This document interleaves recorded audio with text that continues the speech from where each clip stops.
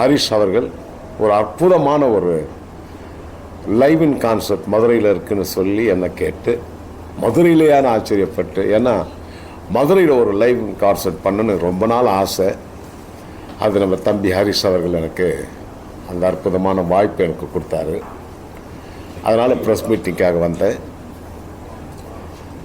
அதாவது மொத்தம் ஒரு 55-60 பேர் ஆர்கெஸ்ட்ரா வரும். மொத்தம் பிரம்மாண்டமான கான்சர்ட்னு சொல்லுவாங்க இல்லையா, அது போல் ஒரு 60 பேர் கிட்டத்தட்ட எல்லாரும் வரோம். இங்கே எங்களுடைய இசைக்குழுவில் வந்து மனோ அவர்கள் பாடுகிறார்கள். நல்ல பிரசித்தி பெற்ற மனோ பாடுறாங்க. அனுராதா ஸ்ரீராம் அவர்கள் பாடுறாங்க. அப்புறம் அஜய் கிருஷ்ணா, பிரியா ஜெர்சன், அக்ஷயா, ஸ்ருதி, தேவ், நான், சபேஷ், முரளி, ஸ்ரீகாந்த், தேவா, இது போல் பாடகர்கள்லாம் பாட இருக்கிறோம். மதுரை மண்ணில் எனக்கு ஒரு விசேஷம்னா, எப்போவுமே கள்ளழகர் ஆற்றுல இறங்கும்போது வாராறு வாராறு அழகர் வாராருன்ற ஒரு பாட்டு இங்கே பிரசித்தி பெற்றது. அது நான் செஞ்ச பாக்கியன்னு சொல்லலாம். எவ்வளோ மியூசிக் டைரக்டர்ஸ் இருக்கும்பொழுது எனக்கு அந்த வாய்ப்பு கொடுத்த மீனாட்சி அம்பாளுக்கும் ஈஸ்வரருக்கும் அழகருக்கும் இந்த அற்புதமான பாக்கியத்தை எனக்கு கொடுத்துருக்காங்க. இந்த படத்தில் இந்த பாட்டு வேணும்னு சொல்லி என் ஆர்வீர்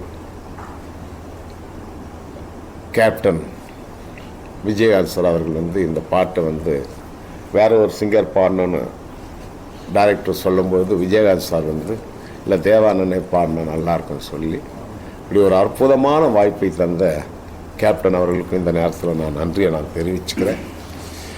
அப்படி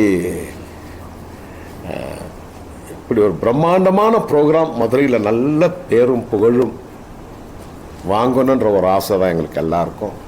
அதனால தான் எல்லாம் ஒரு 10 நாளாக ரிஹர்சல் நடந்துக்கிட்டு இருக்கு. இன்னும் ஃபைனல் ரிஹர்சல் 15, 16 அங்கே சென்னையில் நடக்க இருக்குது.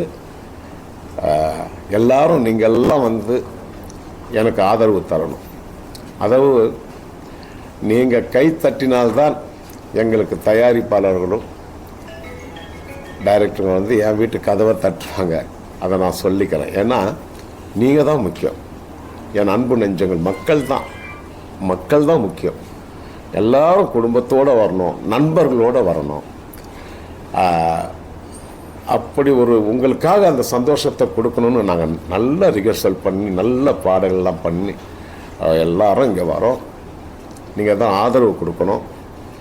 அதே போல் அந்த மதுரையில் சித்திரை திருவிழாவில் பாடுற அந்த வாராறு வாராறு அழகர் வாராறு பாட்டை இந்த மண்ணில் நான் பாடணும் அப்படின்ற ஆசையை அன்னைக்கு நான் நிறைவேற்றி மேடையில் நான் அந்த பாட்டை நான் பாட போகிறேன். வாராறு வாராறு அழகர் வாராறு பாட்டை பாட போகிறேன். நீங்கள் எல்லாரும் வந்து நம்ம ப்ரோக்ராமை கலந்துக்கிட்டு எனக்கு ஒரு நல்ல பேரை வாங்கி கொடுக்கணும். அவ்வளோதான். நன்றி.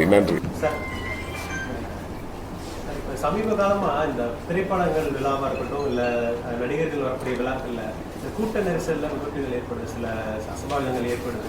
இப்போ சமீபத்தில் பார்த்தீங்கன்னா அந்த அல்லு அர்ஜுன் அவர்கள் கூட ஒரு பிரச்சனையாக இருக்குது. இந்த மாதிரி பிரச்சனைகளுக்கு வந்து இந்த கூட்ட நெரிசல் தொடர்பான பிரச்சனைகளுக்கு அந்த நடிகர் மீது வழக்கு தொடர்புன்றதை எப்படி பார்க்குறீங்க? ஏன்னா இது வந்து அவர் யதார்த்தமாக வந்து அது எதுங்களா அல்லு அர்ஜுன் புஷ்பா 2 பார்த்தீங்களா? அது எனக்கு அது இது தெரியல. எனக்கு நடிகர்கள் மேலே பண்ணுறதுன்னு தெரியல. அவங்க சில வந்தாங்க, இவர் நடித்தார். இது அப்படி நிறைய நடந்திருக்கு சம்பவங்கள். இதுக்கு முன்னே நிறைய நடந்திருக்கு. அதை நம்மளே பெரிய மனசு பண்ணி அது சமாதானம் பண்ணிக்கணும். வேறு வழியே இல்லை. யார் மேலே யார் குற்றன்னு யாரும் சொல்ல முடியாது இந்த மாதிரி வழக்குகளை. கடந்த வாரம் வந்து இளையராஜா அவர்கள் வந்து இங்கே கோயிலுக்கு வந்திருந்தப்போ வந்து ஆண்டாள் கோயிலில் வந்து கோயிலுக்குள்ள அதுக்குள்ள ஒரு சர்ச்சை ஏற்பட்டுச்சு.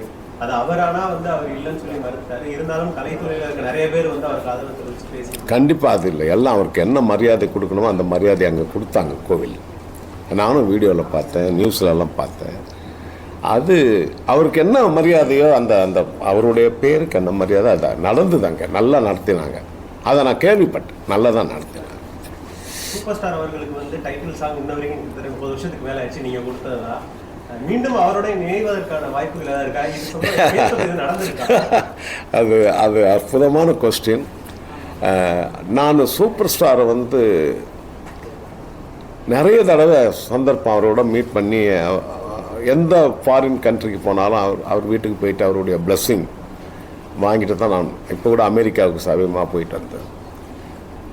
அதை பற்றி நான் அவர்கிட்ட இது வரைக்கும் நான் பேசினதில்லை. இவ்வளோ வருஷம் ஆச்சு இல்லையா, அதை பற்றியே நான் பேச மாட்டேன்.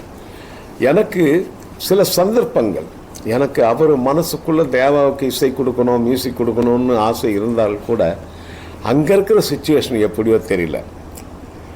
அதை தெரியாமல் நான் அவரை கேட்க மாட்டேன், அவரும் கேட்க மாட்டேன், அவருக்கும் ஆசை இருக்கும். பட் அது சுச்சுவேஷன் எப்படின்னு தெரியல. அதனால் நான் சைலண்டாக இருந்தேன். கண்டிப்பாக என்ன ஐயோ அது என்னன்னு ஆசை இருக்காதா? இருக்கும், அந்த ஆதங்கம் இருக்கும். அதாவது இவ்வளோ படம் பண்ணியிருக்கேன், இப்போவும் சூப்பர் ஸ்டார் படத்தை பற்றி தானே பேசுகிறீங்க. அப்போ அவர் படம் இன்னொரு படம் பண்ணணும்னு ஆசை இருக்காதா என்ன? கண்டிப்பாக ஆசை இருக்கும். அந்த ஆசை கூடிய சீக்கிரம் நிறைவேறும்னு நினைக்கிறேன். பார்க்கலாம், நான் அம்பாளுடைய அணுகிறேன். பேன் இண்டியா மூவிஸ் சொல்லி ரீசெண்டாக நிறைய வருது இல்லையா? அதாவது ஒரு படத்தை எடுத்து வெவ்வேறு மொழிகளில், இதனால வந்து இந்த ப்ரொடக்ஷன்ல வேலை பார்க்குறாங்க, இந்த ஷூட்டிங்ல வேலை பார்க்குறவங்களோ, அதை தாண்டி வந்து இந்த பாடகர்கள் ஒரு சிலர் இருக்காங்க, இது அவங்களுக்கு ஒரு சில சிரமங்களை ஏற்படுத்துதுன்ற மாதிரி. சிரமங்கள் இல்லை. பேன் இண்டியான்னா இப்போ நான் ஒரு தமிழில் பண்ணுறேன்னா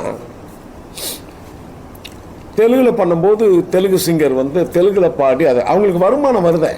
எல்லாருக்கும் ஒரே மொழியில் பண்ணுறதை விட பேன் இண்டியான்னா யாருமே ஃப்ரீயாக பாடுறதில்ல, ஃப்ரீயாக மியூசிக் நாங்களும் பண்ணுறதில்ல. எல்லா மொழிக்கும் நாங்கள் எல்லா கலைஞர்களுக்கும் வேலை இருக்கு. அந்த ஷூட்டிங் மட்டும்தான் வேலையில்லை தவிர மற்ற டெக்னீஷியன்களுக்கெல்லாம் வேலை இருக்கு. முன்னாடி வந்து அந்த இசையமைப்பாளர்கள் வந்து என்கிட்ட கேட்பாங்க, ப்ரொடியூசர் வந்து இந்த மாதிரி போட்டு கொடுங்க, அந்த மாதிரி போட்டு கொடுங்க, நீங்கள் போட்டு கொடுத்துன்னு சொன்னீங்க. அதில் பழைய இப்போ வந்து நிறைய பேர் அது பழையதாக இதுலேருந்து எடுத்து போட்டுருக்கு, அதுலேருந்து ஒரு சர்ச்சையெல்லாம் வந்தது. நீங்கள் அதுக்கு விலை கொடுத்துறீங்க, என்கிட்ட என்ன மாதிரி கேட்குறாங்களோ நான் அதை தான் பண்ணி கொடுக்குறேன். ஆனால் இப்போ டிஜிட்டலில் வந்து அதுக்கு வாய்ப்பு இல்லை. ஆனால் இன்னமும் அது நடந்துகிட்டு இருக்கா சார்? நான் வெளிநாட்டுகளில் இருக்க இசையை வந்து இங்கே போடுறாங்க. இல்லை இப்போல்லாம் நடக்கலை. ஏன்னா நான் காமெடியாக ஒரு விஷயம் சொல்கிறேன். என்ன கூட கேட்பாங்க, என்ன சார் நிறைய பாட்டு இப்படியெல்லாம் வந்திருக்கேன் அப்படின்னாங்க. நான் என்னை பொறுத்த வரைக்கும் சொல்கிறேன், இது மாதிரி யூடியூப்பு அதெல்லாம் பிற்காலத்தில் வரோன்னு எங்களுக்கு தெரியாது.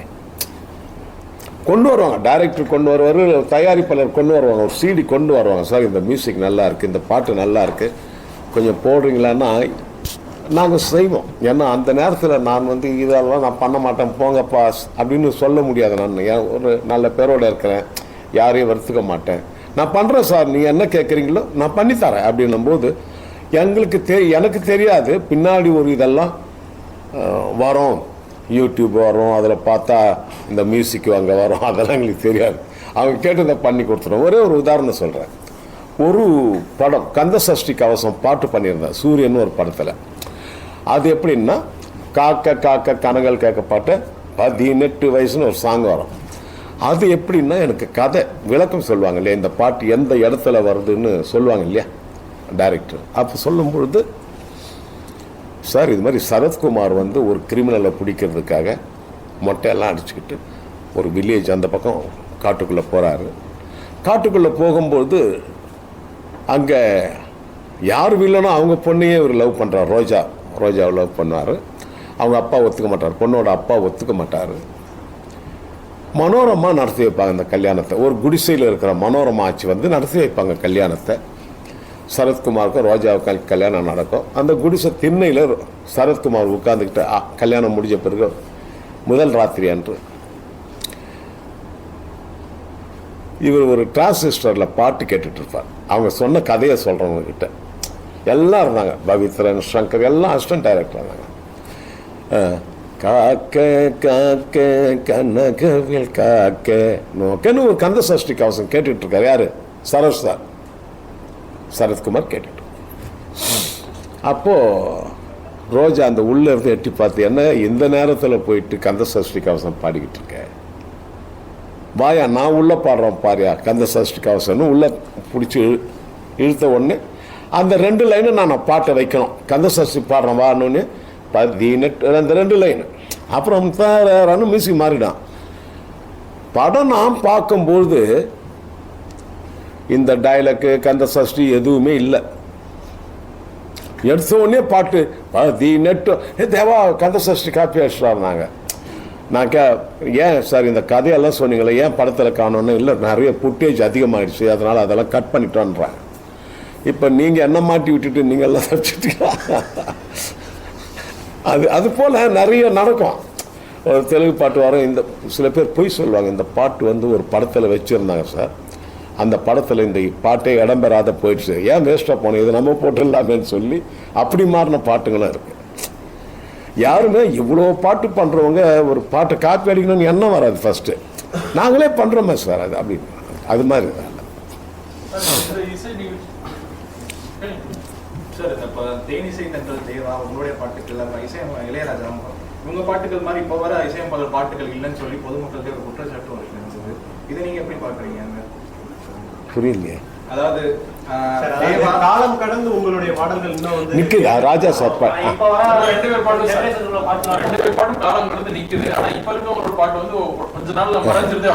அது எப்படி குறிப்பா வந்து இசையோட ஆதிக்கம் வந்து அதிகமா இருக்கு, அந்த பாடல்களோட அது வந்து புரிய மாட்டேங்கிற மாதிரி. அதுக்கு நான் வந்து என்ன ஒரே ஒரு அப்பெல்லாம் சொல்வேன்னா, இது பேர் வந்து ஜெனரேஷன் கேப்ன்றேன். இப்போ இருக்கிற பாட்டு புரியலன்னா, நான் வந்து புரியலன்னா, நான் வந்து இந்த 2K கிட்ஸுக்கிட்ட போகலன்னு அர்த்தம். என்ன 2K கிட்ஸ், இந்த பசங்க மியூசிக் டைரக்டர் பிள்ளைங்கள்லாம் என்ன பாட்டு போடுறாங்கன்னா, நான் பழைய ஆள் ஆகிடுறேன்.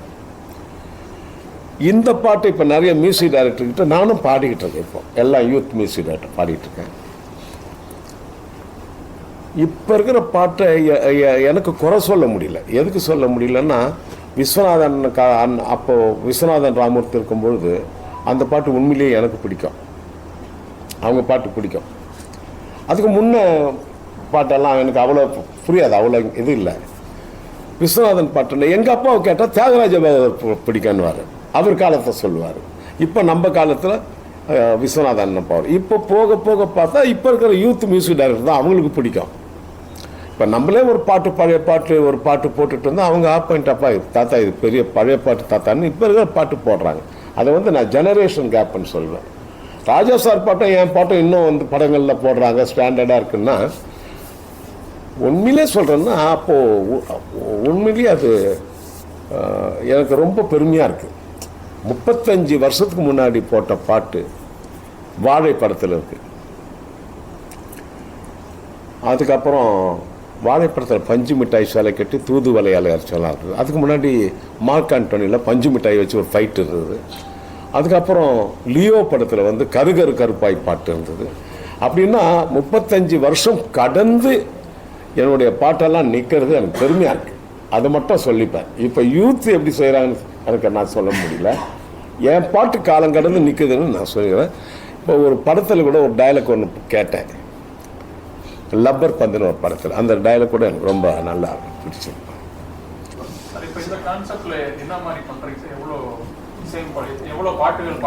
நாங்கள் இல்லை எங்களுக்கு வந்து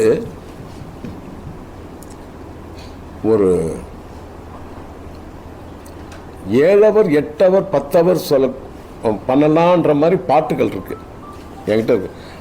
மலேசியாவில் KL ஜூன் 23 ஒரு பாட்டு பண்ணோம். நைட்டு 12 மணி வரைக்கும் பண்ணோம். அங்கே அலோவ் பண்ணாங்க. 12 மணிக்கு பண்ணக்கூடாது சொல்லிட்டு.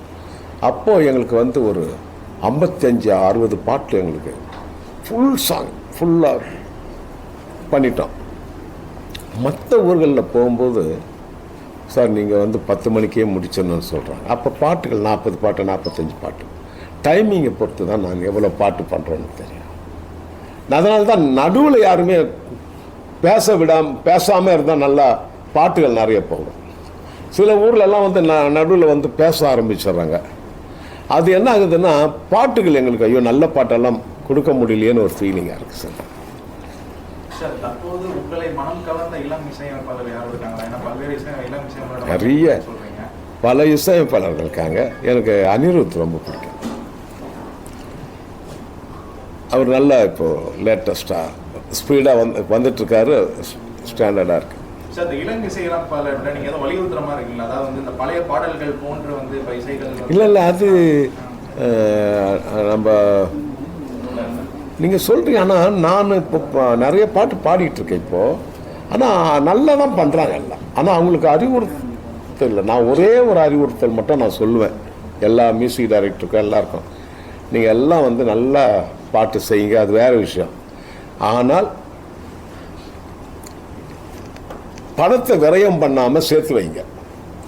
ஃப்யூச்சருக்கு பிள்ளைகளுக்கு பேர பசங்களுக்கெல்லாம் நீங்கள் அதை ரொம்ப விரயம் பண்ணாமல் எல்லாம் அதை வந்து ஒரு நல்லா அதை சேர்த்து வச்சு ஒரு ப்ராப்பர்ட்டி வாங்கி பண்ணுங்க. அதுதான் நான் சொல்ல முடியும் என்னுடைய இதிலேருந்து பார்த்தா. இப்போ வர இசையமைப்பாளர் ஃபுல்லாமே வந்து படத்தில் நடிக்கிறாங்க. என்ன சொல்றதுன்னா ஒரு தனி இசையமைக்க முடியாமல் நடிக்கிறாங்கல்ல, அந்த இசையமைப்பாளர் என்ன பண்ணுறாங்கன்னா டேரக்டர் போய் இந்த படத்துக்கு நான் நடிக்கிறேன், நானே இசையமைக்கிறேன் அப்படின்னு சொல்லி ஒரு கோரிக்கையும் வச்சு அந்த டேரக்டர் டிமாண்ட் பண்ணுறாங்க. அதை நீங்கள் எப்படி பார்க்குறீங்க? அது அவர் டிமாண்டு, அவர் வைக்கிற டிமாண்ட். அதுக்கு யாருக்கு மனசு இருக்கோ அவங்க பண்ணட்டுமே. இல்லை அவருக்கு அவர் ஒத்துக்கிட்டு தான் செய்கிறாங்க எல்லாரும்.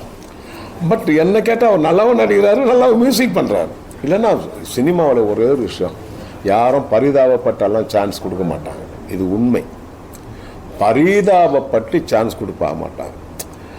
நமக்கு வந்து மார்க்கெட்டில் பேர் இருந்தால் இவரை வச்சா பாட்டு ஜனங்கள் நிறைய ரெக்கார்டு வாங்குறாங்க, நல்ல ஃபேமஸ், நம்மளுக்கு காசு கிடைக்குதுன்னு யார் நினைக்கிறாங்களோ அவங்களுக்கு தான் அந்த வாய்ப்பு போகும்.